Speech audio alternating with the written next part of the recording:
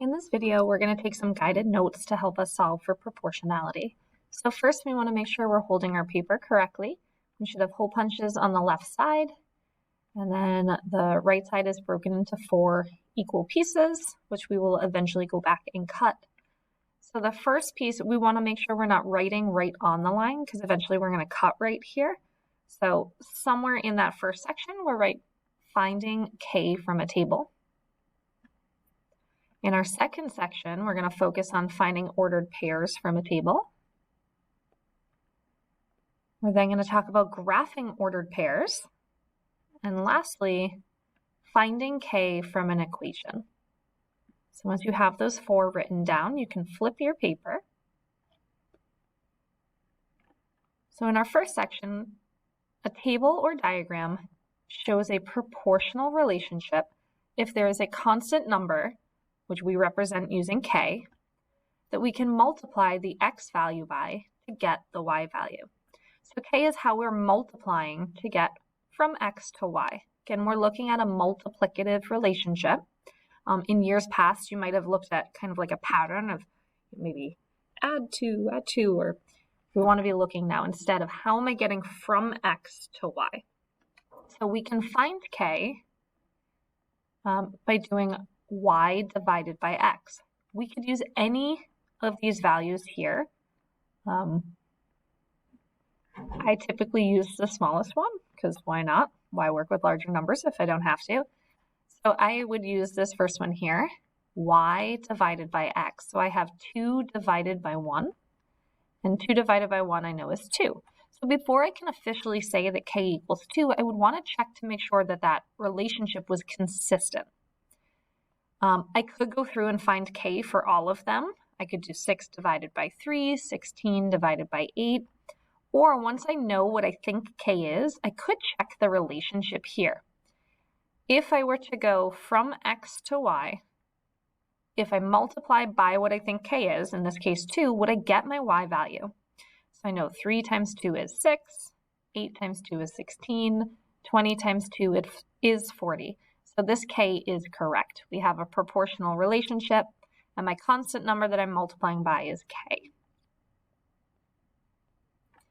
Now we can create ordered pairs from the table of ratios that are written in the form X, comma, Y. So let's say they gave me 0, 1, 2, and -10 as my X values. If my Y value was 0, I could write this ordered pair as 0, 0, which is also known as the origin. Oh, preview. Let's say this one was 1, 3. Again, order matters. It's always X, Y. So I would have 1, 3. This one here would be 2, 6, and -10, -30. We could check, just like we did in the last section, to see if it's proportional. Y divided by X, 3 divided by 1 is 3. So my K equals 3. Before I can officially say that that is my K or my constant of proportionality, I would check to make sure 0 times 3 is 0, 1 times 3 is 3, 2 times 3 is 6, -10 times 3, a negative times a positive is a negative, and 10 times 3 is 30. So this is in fact a proportional relationship with a constant of proportionality equaling to K. In our next section, we're going to talk about some plotting our ordered pairs. So after writing ordered pairs from a table, we can plot them on a coordinate plane, X, Y. First, our X tells us how far to move right or left. In class, we've been doing a lot in quadrant 1, so we've been doing a lot of right and then up. If we were working with negatives, we might have some numbers going to the left. We might be going down as well. So we know up is positive, down is negative. And then we know right is positive and left is negative. And I have a negative down here somewhere. Our origin is at 0, 0. So we're jumping the gun a little bit. Graphs are proportional if the line plotted is a straight line through the origin. I'm not sure where my negative went, but heading down is in fact negative. So if we had these ordered pairs, let's say these were given to us, let's go through and graph them. Our origin 0, 0 can be found right in the center here. We didn't move right or left. We didn't move up or down. -1, -2. My x value is telling me how far over, so we're moving to the left 1 unit, and then we have to move down 2 units. 1, 2. Both of these are positive, so we're going to end up in quadrant 1. X tells us how far over, so we're moving in the positive direction 1, and then the positive direction 2. And then our last point, -2, -4. My x value is telling me to move 2 in the negative direction. My y is telling me to move 4 in the negative direction. And again, we can check to see if this is proportional if it is in fact a straight line and it's going through that point origin 0, 0. So this is a proportional relationship. Now, from an equation, y equals kx.